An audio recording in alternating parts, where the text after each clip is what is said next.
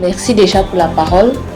Déjà, nous sommes au mois d'octobre rose. Alors, quels sont les signes que les femmes devraient le plus connaître? Si c'est qu'une femme constate ou se rend compte que son sein a l'air modifié ou alors a l'air tuméfié, donc peut-être l'un prend du volume, c'est l'un des signes qui devait attirer son attention. Le deuxième signe, c'est quoi? La douleur. Est-ce qu'il y a une douleur à l'intérieur ou alors à l'extérieur? C'est l'un des signes également qui doit attirer. L'autre signe, c'est quoi? La présence d'une masse ou d'une boule au niveau du sein. Lorsque la femme ressent ça, ça ne doit pas passer inaperçu. Elle doit directement se rapprocher d'un hôpital pour avoir plus d'éclaircissement. Et le dernier signe, c'est au niveau de la couleur. Parce que chez d'autres, la forme et la couleur sont carrément modifiées. Donc si elle se rend compte que la peau du mamelon, alors le mamelon lui-même, il a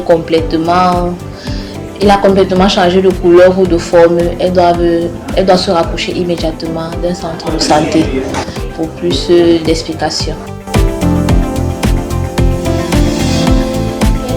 Généralement, on recommande à partir de l'âge de la puberté. Lorsqu'une jeune fille entre en âge pubère, elle devrait déjà connaître comment se fait l'autopalpation.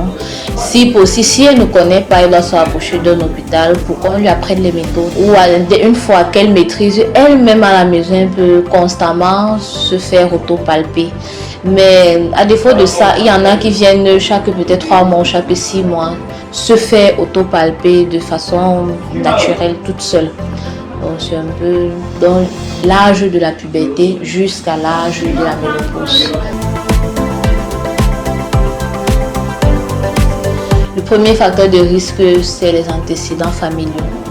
Donc tous ceux qui ont les antécédents de cancer dans leur famille, genre peut-être la grand-mère ou les tantes, peu importe le cancer, ça doit déjà être un signe d'alerte ou plus de vigilance. Ça, c'est le tout premier facteur.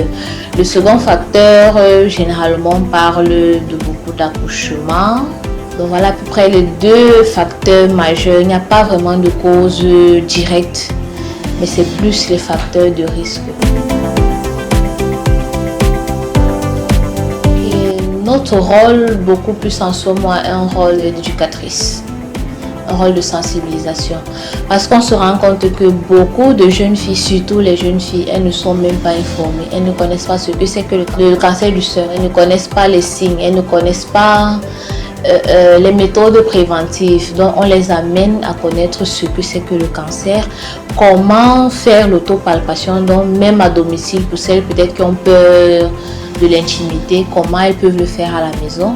Les sensibiliser à venir constamment à l'hôpital lorsqu'elles ont un souci sur l'une de leurs parties génitales. Donc c'est un peu ça notre rôle, question de prévenir au maximum le cancer du sein dans l'avenir, parce que la prévention vaut mieux que la prise en charge dans l'avenir. Parce que comme on connaît, c'est l'une des maladies presque irréversibles. Une fois que ça s'installe, si c'est que ce n'est pas dépisté à temps, on aura des séquelles ou alors des conséquences à vie et à long terme. Donc mieux vaut prévenir que guérir.